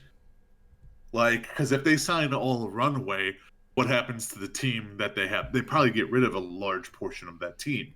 Yeah, I don't see Runaway going wholesale. Like, if I'm the Dynasty, okay, like, this is also going into the rumor mill really quick. There is a lot of talk, and this has come straight from Toby, who is a free agent, as is Rio J. Hahn. There's a lot of talk about, them wanting to stick together, but the money value between the contracts is too high. And Toby is in the spot where he really wants Jahan to find a new home, and he's willing to break up that pairing in order for Jahan to find a new home. And, if I'm the Dynasty right now, if you're looking at support duos, I would go out of my way and try to throw as much money at Runaway to get Lee Jae-gon and Gae Namjin, so Florida doesn't get them wholesale. Because, with the moves that they're making, Seoul has been really aggressive. Like, that London trade was blockbuster. Like, that was huge for them. And they're kind of positioning themselves to be this powerhouse team, more so than they were from that Lunatic High core at this point. But, like, I don't buy into the Runaway's gonna go wholesale to Florida. Like, I cannot imagine that happening. But I do like the idea of Gargoyle potentially being used as trade bait in order to make a deal like that work in Florida's favor. Yeah, but again, the most likely of scenarios is Fury comes over. Like, that is the most likely of scenarios at this point. So, yeah, that's about it for me in New York. I don't see them being too crazy after maybe signing a backup and then a new flex tank. I don't see them really doing anything else. Right. Moving into the Paris Eternal, they did release 4 players earlier today. They released Shadowburn, Finzi, Danye, and LH Cloudy. Now, we'll go into rumor mill stuff after this. Obviously, we've heard rumors about 2 potential signings, one for staff, one as a pretty big player name. But you look back at Paris, who, they went the route, they're like, okay, we're gonna take what, EU talent we can and see if it works. Didn't really happen. Same thing was said about, the Misfits core from Florida Mayhem in the inaugural season. So 2 times now, the EU cores have completely blown up in the respective teams' faces. And, right now, you might want to say, Paris wouldn't be a team that you would expect to go for a more mixed roster, but, after seeing, that method kind of, not work out for them, or not work in the league twice already, I feel like now is a better chance of that actually happening, where we do see Korean talent brought on, and having 9K only further accelerates that option for them. So, I will say, out of the players out of this list, Shadowburn was been pretty meh throughout the Overwatch League. Not up to par with his old self. LH Cloudy was okay. Danye probably the biggest surprise out of that lot. So out of these 4, Danye I would imagine will get picked up. Finzi's probably going to be another option. But I don't know if he's going to be starting on another team, but who knows? To me, he wouldn't be too much of a contract either, so potentially, maybe that will be someone the Valiant could go after. Yeah, I mean, Danye was someone that I was actually pretty big on. I saw him play in the World Cup last year, and I was impressed with him. So I think he'll get signed on with somebody. I do think Finzi showed enough in the off-tank, or in the tank role, that the end to warrant getting onto another team as probably a backup. But LH Cloudy and Shadowburn, I think, are done in the league. Shadowburn especially. You've gotten 2 strikes against you. You've been cut by 2 different teams. You didn't impress. You're done. You're at this point, you're just done in the league. So Shadowburn, you're gone. See ya. LH Cloudy did not look all that impressive, but could easily sign with a contenders team and work his way back, as we've seen a lot of people do.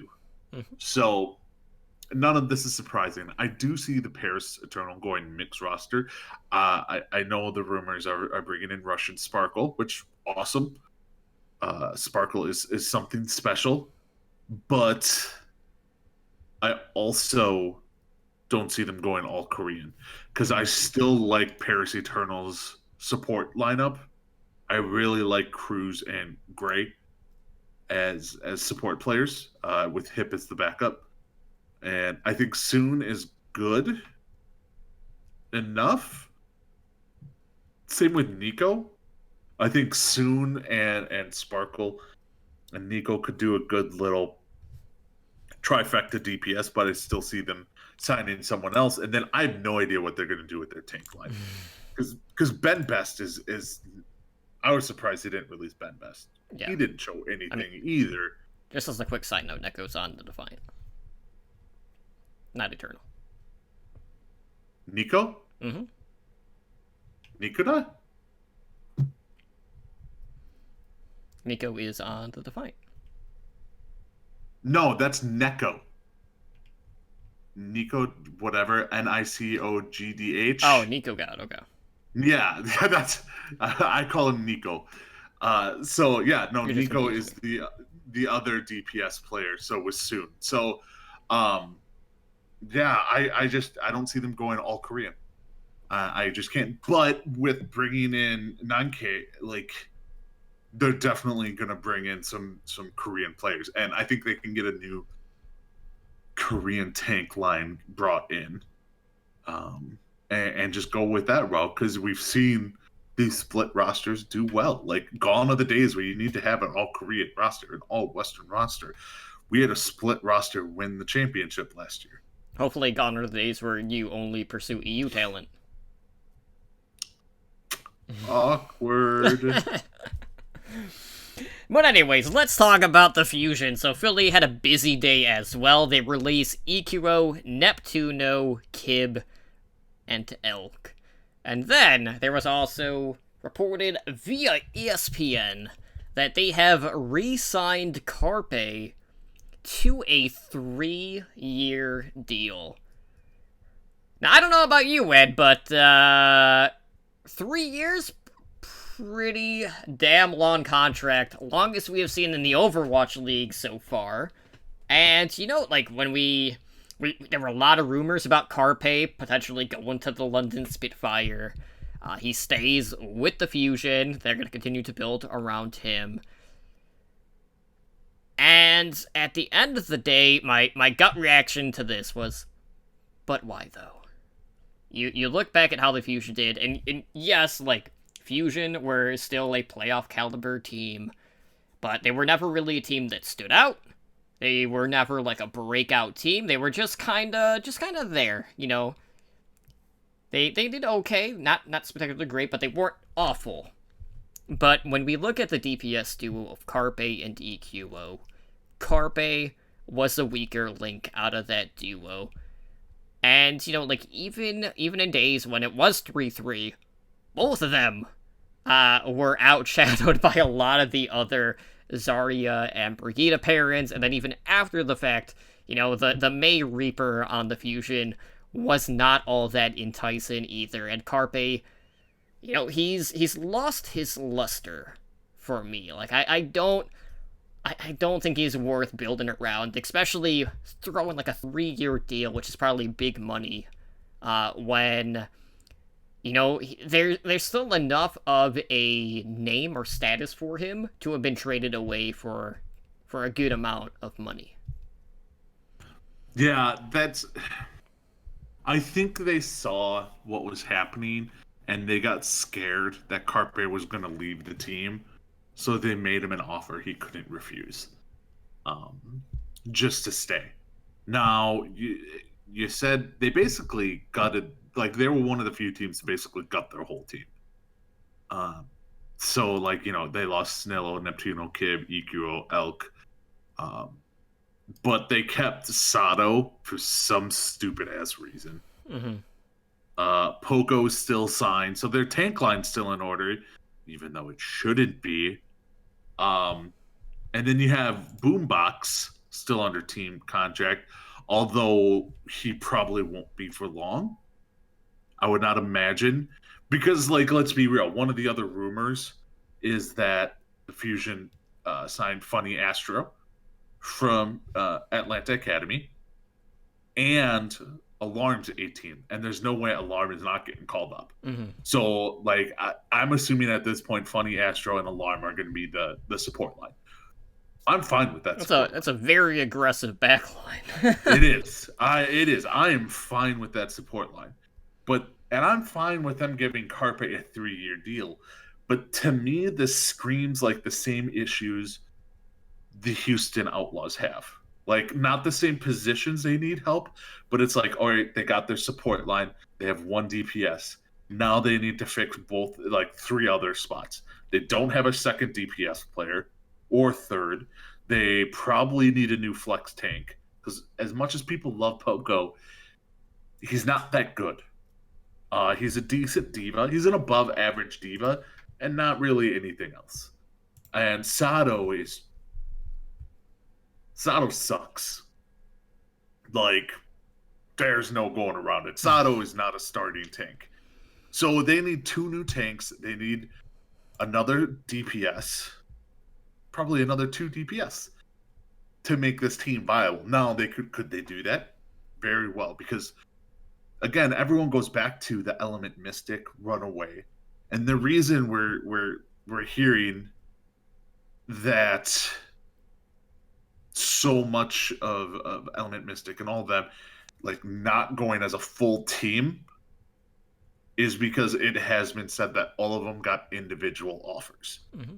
So they could go out there and start signing some of these Element Mystic players, some of these runaway players, and stuff like that. They could even go to their own Fusion University team and sign some of the players from there. Yeah, stop loaning who are you out to everyone. Pick him up already.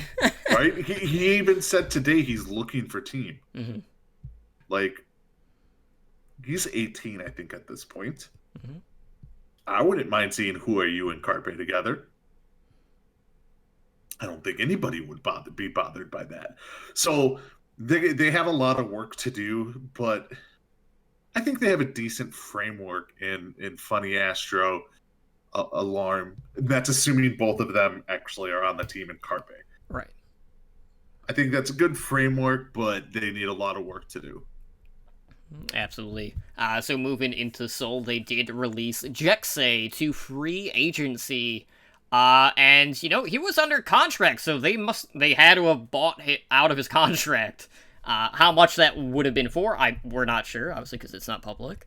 But again, they did acquire via trade, gesture, and profit from the London Spitfire. So will Fury come to get paired with gesture again? Who knows? But Seoul's moves have been power play moves. But at the end of the day, circling back, like we've seen big names on the Dynasty, and they have yet to live up to their name. Like, I love how aggressive they're being, and like right now, like what I would give for Rush and Sparkle to go to the Dynasty, and then for them to pick up the runaway support duo. To me, that would be the best possible scenario out of everything. Either getting, Fury or Meko for their other off-tank option, and then they would be golden. Now, will all of that stuff happen in a perfect world? Yes. Will it actually happen? Probably not. But a man can dream, Ed. A man can dream. Yeah. I mean, let's just spitball this real quick. Let's say they don't sign Sparkle. Like, I'm going with they're not signing Sparkle, because I think it's a foregone conclusion that he's signing with pairs. So I'm taking Sparkle out of this. Let's say they sign the support lineup from Runaway. They sign Meko, and they re-sign Flenna. Then they would sell off Fitz, I would imagine. I would imagine they sell off Fitz. Which, honestly, based on his performance last year, definitely stock value higher than what it would have been in years past. Exactly. They would probably need to pick up at least one more support player because they would need a backup. So this is what you would have. You would have a starting lineup of Gesture, Meko, Prophet, Fleta, and the two guys from Runaway. Mm-hmm. And then your backups are better than a lot of teams. So your backup tanks are Michelle and Marvel. And then you have Illicit, and then you have Hylie. And is Zumba? No, Zumba's not still there. No, Zumba's a free agent. Yeah, Zumba's a free agent. But yeah, that's a scary team. That's a really scary team. So, yeah, I don't know. It's just one of those things, like, knowing that players want to be played in their home. Like, Seoul is in a position that I can absolutely see that players would be willing to take a pay cut in order to stay back in Korea.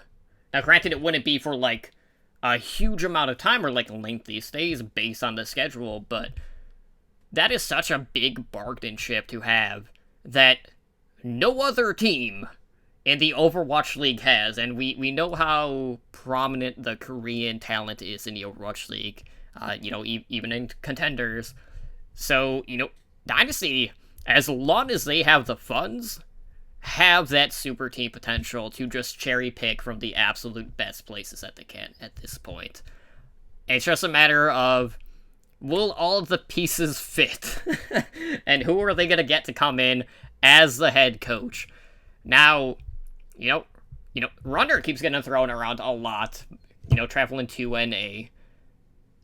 Potential, maybe he stays in Korea. Who knows? But if I'm Korean talent, I would be more than willing to just say, you know what? I got a higher offer elsewhere, but staying at home is more enticing than that extra, 10, 20 grand. Yeah, they would really need to, they can lowball some offers just to keep people. Like, they really could. They could pay less than a lot of teams and still sign them over the other teams. Mm-hmm. It's just the way things go. So, like, oh, God, I think this is just the beginning for the Seoul Dynasty.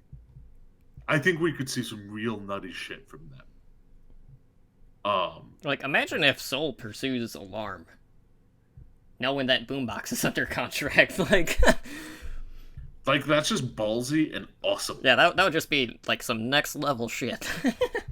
Right? And what crazy ass main support that's out there could they go out and get? I'm trying to think. I'm still sticking with the Runaway duo. Like, to me, that seems like that's the most obvious likely thing. But I'm just trying to think of the craziest shit that Seoul can do. Like, to lure people away. Let me pull up my contenders sheet really quick. Let's see here. What if they just, like, screw this, give us Animo? Well, like, I mean, AimGod is an option for flex support, Yeah. Arc is out there. Yeah, I guess. Just trying to think. What if they go out and get IDK from the Spark? That's another huge potential that I could see. Let's see. Who do they have on GNG right now? Well, Bliss is underage, so that rules that out for main support. Who's not he's not eligible until Season 6. Another young prodigy out of Korea. Really young. Yeah. Let's see. There's Unique from Element Mystic. Unique New York. Mondu from O2 Blast, another option. Trying to see if there's any other notable names here. Obviously, Lee Tragon from Runaway. Really no one else that's really standing out, at least out of Korea, on that front. Yeah. So I just could see them doing some nutty things to fill out their roster, and it would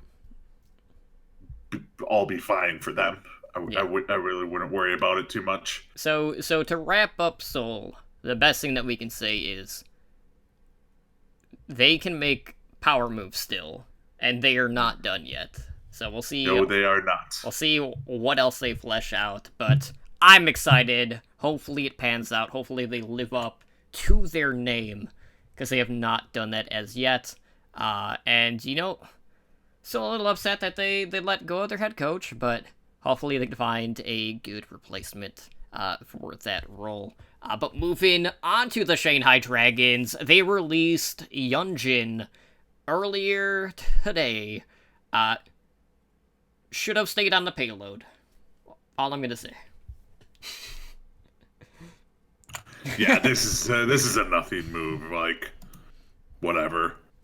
I mean, he didn't fit in with this team really. Like, it was Ding and Diem's team kind of from the get go. Youngjin was just there in situational spots. Yeah, to complement the other DPS, basically. Yeah. So I can see, and there was a team option. I'm pretty sure they're just moving on from him. He'll probably sign with another team as a backup, but who knows? Yeah,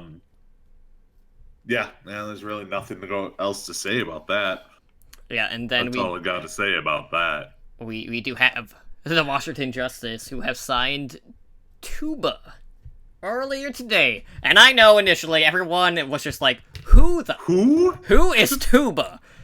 Okay, so I primarily know him from Contenders Korea back when he was on MVP Space. He is a projectile DPS. His Pharah is good. His other projectile DPS, pretty meh. So, like, even I was a little bit surprised by this one. But he was on... Oh, shit, what's the name of the team? It's like Bubble Burstin... Burster Gaming? Yeah, something like that. And they were a Korean team that competed in Contenders China. Now, that being said, like, this is obviously just more depth to their roster on DPS. They are still going to primarily run the meme DPS team of Corey and Stratus. We'll see if they go out and pursue Void, since he is on the free agent market. But this was, like, out of all of the signings that we've heard about, this was just kind of one of those that were just like, huh? Oh, okay. So that happened. One of those signings. Mm-hmm. Like, I had no idea who the hell this was when he got signed. I'm like, whatever. He's a backup. They're starting Stratus and Corey. Yeah. He was also at one point on O2 Blast. Oh, okay. So he does have some kind of like bigger team. Yeah, bigger teams prior to the shift in Contenders regions. Bubble Burster Gaming was not his peak tier 2 team. Ooh, weird. So, good for them. Give another kid, a young Korean, a shot. Maybe they saw talent there. Maybe, like you said, maybe he's just getting brought in to play Pharah. And you're going to see a lot more of that. I think Kasha, she's pointing out what they said in the Twitter feed. DPS powerhouse. The Justice referred to Tuba as a DPS powerhouse. We're excited for you to get to know about Tuba, our new DPS powerhouse. And everyone's like, fuck is this? I have to go through that Twitter thread. I just hope there's at least one comment that is, well, I hate to burst your bubble. But it has to be there. Someone had to have made that joke. But anyways, okay. Oh yeah, for sure. That is all the official stuff. I quickly do want to touch up on the rumor mill potential signings. Oh, I just want to say one more thing that is not a signing or rumor. It's something that actually will be happening, but I know where you're going. Okay. Yeah, Leave, who was a DPS star for China in the World Cup last year, turned 18. I think yesterday. So he is now eligible to play in the Overwatch League, and that's kind of a big deal. Yeah, that's on Chengdu. Chengdu. So he is special. Like, Leave is, like, there are a few DPS players I get giddy about. Decay's one of them, Leave is another. Yeah, out of the knowns right now,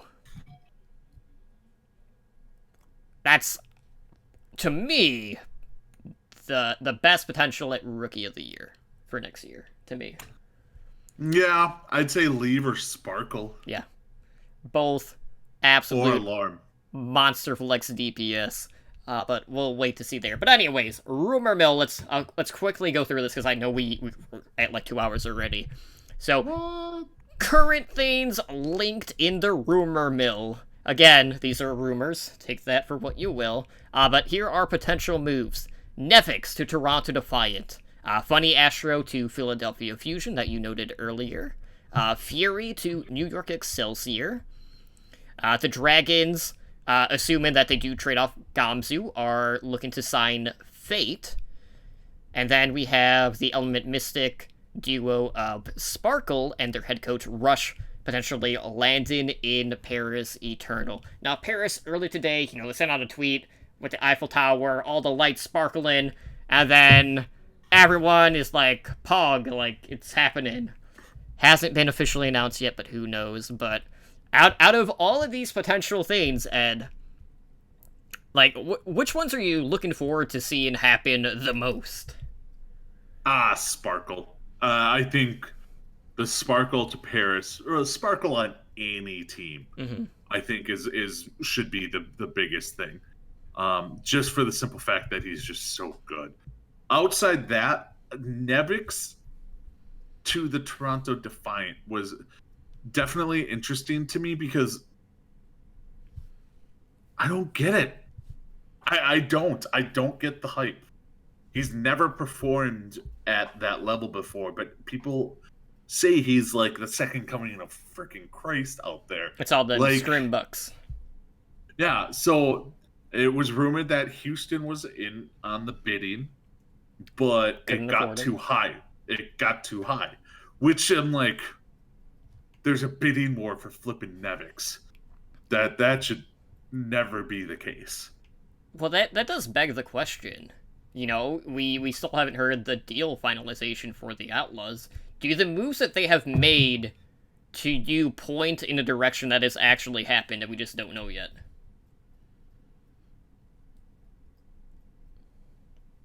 Yes. Yeah.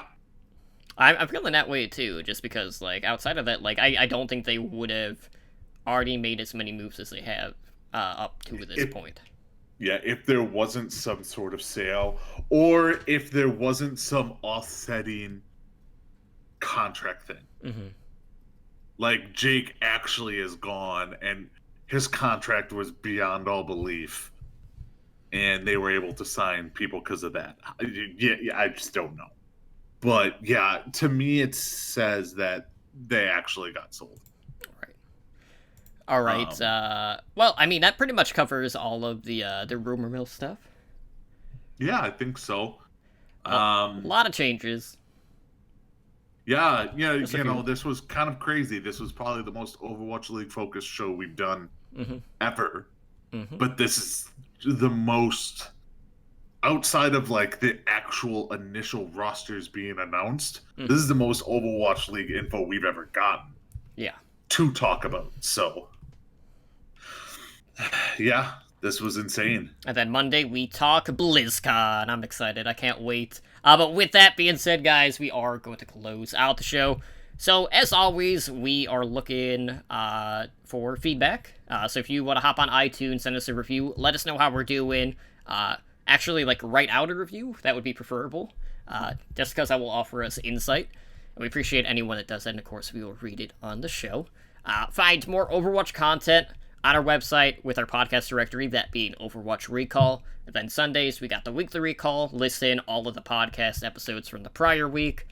So you can find that on our website and also on Twitter at OW Recall.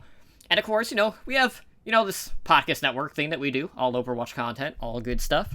And, we're we're always looking for support. So you can do a couple of different things. Throw Twitch Prime subs our way. Throw, tier 1 subs. Hop on our Patreon, because we have tiers starting at just $1 a month. And really, guys, any little bit goes a long way. So for more info, visit patreon.com/OWL Network. So you too can join in likes of our Master and Above patrons, Blaze and Bob, Brendan, Jay-Z, Owl, Kesha, in helping our network grow. Maybe one of them will be the musical guest for the closing ceremonies. We don't know. But, again, BlizzCon week is coming up. If you're going to be out in Anaheim, Calm Before the Storm on Halloween, check out the Overwatch panel, 7:30 p.m. Pacific time. Our meet and greet is at 10 p.m., with the panel being available in podcatchers later.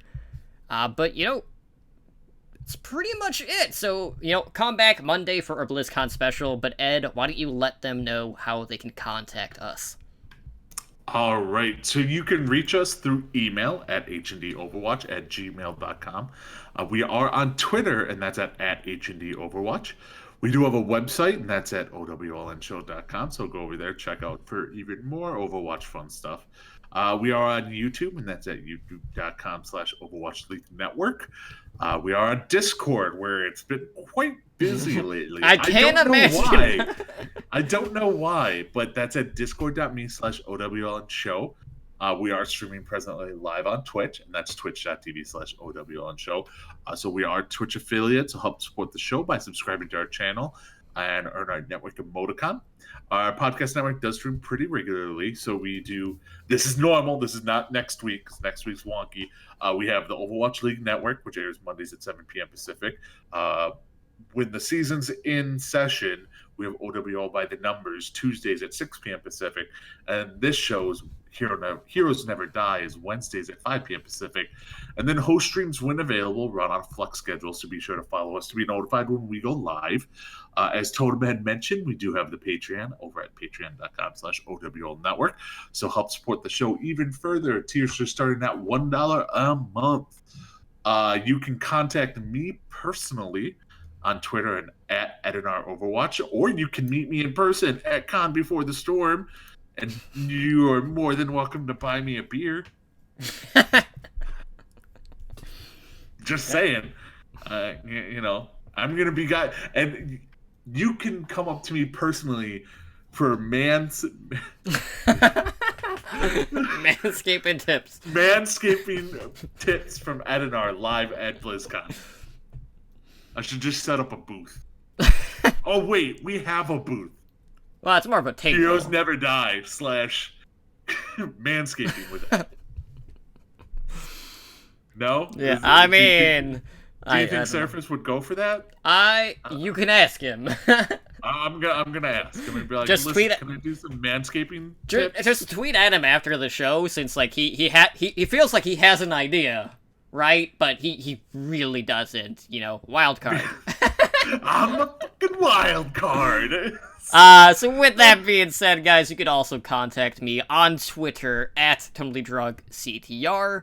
But with that being said, that will do it for us here tonight on Heroes Never Die. This has been episode 183. I've been your host, Tumbly Drunk, joined, as always, by my co-host, Edinar, and we'll see you back on Monday as we break down BlizzCon, World Cup teams, and all of that goodness. So you, too, can stop believing that US will get higher than 5th or 8th place. Or maybe not, who knows? Stranger things have happened, just not to Team USA. Take care, and have a good night. Have a good one.